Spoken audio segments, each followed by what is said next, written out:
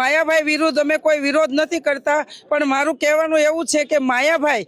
આખા હોલ ઇન્ડિયાના સાહિત્યકાર છે. માયાભાઈ હિન્દુ તત્વ ધરાવે છે, પણ માયાભાઈ કેમ એમ મેદાનમાં નથી આવતા કે મારો દીકરો ગુનેગાર હોય તો એને ચાલો હું લઈને આવું. કોઈ તો જયરાજ આહિરનો ફરી એકવાર વિડીયો વાયરલ થઈ રહ્યો છે, કેમ કે મિત્રો જયરાજ આહિરનો હમણાં લાંબા સમયથી વિવાદ ચાલી રહ્યો હતો અને ફરી એકવાર મિત્રો જયરાજ આહિર વિશે કંઈક આવું બોલ્યા છે. અને મિત્રો ચાલુ ડાયરાની અંદર જયરાજ આહિર વિશે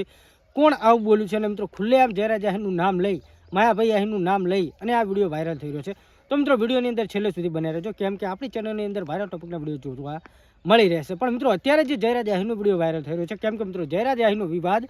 ઘણા સમય પહેલાંથી ચાલતો હતો, પણ મિત્રો તે વિવાદનો અંત આવી ગયો હતો અને મિત્રો માયાભાઈ આહિર પણ અત્યારે ફરી એકવાર જયરાજ આહિર વિશે કંઈક બોલ્યા છે અને મિત્રો ચાલુ ડાયરાની અંદર પણ જયરાજ આહિર વિશે કંઈક બોલ્યા છે. તો મિત્રો આ વિડીયોની અંદર જયરાજ આહિર વિશે શું બોલ્યા છે અને મિત્રો જયરાજ આહિરનો વિવાદ તો પતી ગયો હતો, પણ મિત્રો નવનીતભાઈ જે જયરાજ આહિર ઉપર ઘણા બધા આરોપો લગાવી રહ્યા હતા અને મિત્રો આરોપો લગાવ્યા બાદ તેમને 14 દિવસ સુધી જેલમાં રહેવું પડ્યું હતું અને 14 દિવસ જેલમાં રહ્યા બાદ તેઓ બહાર આવ્યા હતા અને બહાર આવ્યા બાદ ફરી એકવાર નવનીતભાઈનો ખુલાસો બહાર આવ્યો હતો, જેમાં મિત્રો નવનીતભાઈ જે રેતીનું કામ કરતા હતા, એટલે કે અત્યારે જયરાજ આહિર ઉપર જે આરોપો લગાવ્યા હતા એવી જ રીતે નવનીતભાઈ ઉપર પણ અત્યારે સંકટ આવી ગયું છે, કેમ કે મિત્રો ખનિજ માફિયા ઉપર એટલે કે એક જીસીબી ટ્રેક્ટર સહિત નવનીતભાઈને ખનિજ માફિયા એટલે કે પોલીસ દ્વારા પકડવામાં આવ્યા છે અને એવું કહેવામાં આવ્યું છે કે નવનીતભાઈ જ ખનિજ માફિયા છે. અને મિત્રો જે જયરાજ આહિર બોલી રહ્યા હતા કે નવનીત ખનિજ માફિયા છે અને તે ઇલીગલી ચાલ રાખજો, એટલે કે તેઓ ગેરકાયદેસર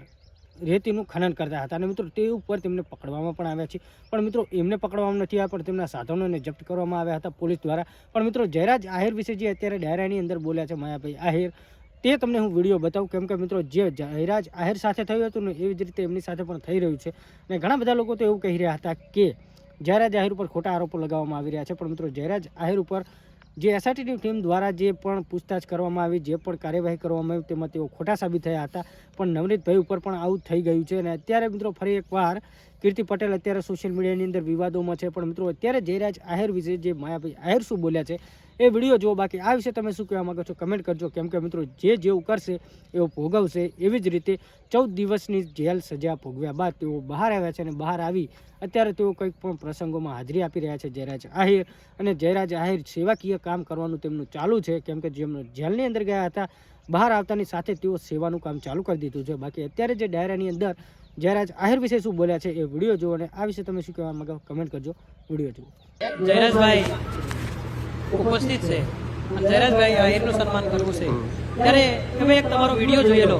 કે વરસાદના પાણીથી નાળાઓ ડૂબી જતા હોય અને બસ પસાર ન થઈ શકે ત્યારે જેસીબી ઉપર તમે ચાલુ વરસાદે ઊભા છો